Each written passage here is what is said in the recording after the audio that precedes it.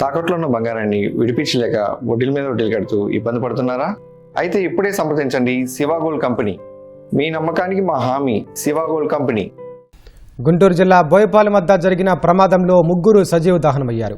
సమాచారం తెలిసిన వెంటనే జిల్లా ఎస్పీ వకుల్ జిందాల్ ఘటనా స్థలానికి చేరుకుని పరిశీలించారు. ప్రమాదానికి గల కారణాలపై ఆరా తీశారు. ప్రమాదం ఎలా జరిగింది, లారీలు ఎక్కడి నుంచి ఎక్కడికి వెళ్తున్నాయి అనే అంశాలపై ఎస్పీ వకుల్ జిందాల్తో మా ప్రతినిధి వీరాంజనేయులు ముఖాముఖి.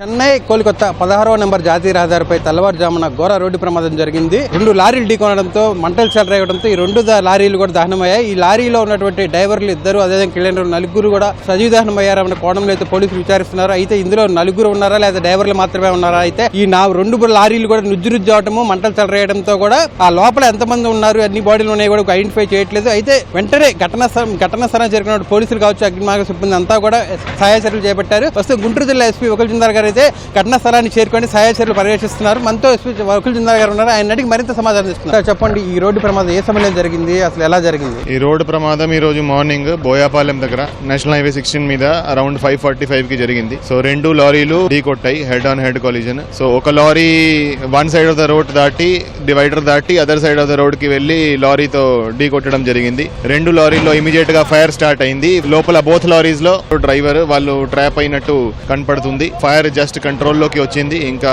బాడీస్ తీయాల్సి ఉంది. ప్రమాదానికి కారణం ఏమని మీ ప్రాథమిక విచారణ తెలియదు. చిలుకూరిపేట గుంటూరు వైపు నుంచి వస్తున్న లారీ ఉంది. అది అదుపు తప్పి డివైడర్ దాటి other side of the road వెళ్లడం జరిగింది. దాంతో ఆపోజిట్ సైడ్ నుంచి వస్తున్న లారీని ఢీ కొట్టడం జరిగింది. దాంతో ఈ ఫైర్ స్టార్ట్ అయింది. ఇప్పుడు ఇది జాతీయ రహదారి, ప్రధాన రహదారి, రద్దీగుండ రహదారి, రోడ్డు ప్రమాదం నడి రోడ్డు మీద జరిగింది కాబట్టి ట్రాఫిక్ కు సంబంధించి ఎలాంటి జాగ్రత్తలు తీసుకుంటారు? ట్రాఫిక్ ఎటువంటి ఇబ్బంది లేదు. సర్వీస్ రోడ్ మీద ట్రాఫిక్ డైవర్ట్ చేయడం జరిగింది. సో ట్రాఫిక్ నార్మల్ గానే కొనసాగుతుంది. ట్రాఫిక్ ఎటువంటి ఇబ్బంది లేకుండా మేము అన్ని చర్యలు తీసుకుంటున్నాం. ఈ లారీలు ఎక్కడి నుంచి ఎక్కడికి వెళ్తున్నాయి, ఓనర్స్ ఏమన్నా ప్రాథమిక సమాచారం కానీ లేదా వాళ్ళకి సమాచారం ఇవ్వడం ఏమైనా జరిగింది? ఒక లారీ కర్నూలు నుంచి స్టోన్ తీసుకుని మచిలీపట్నంకి వెళ్తుంది.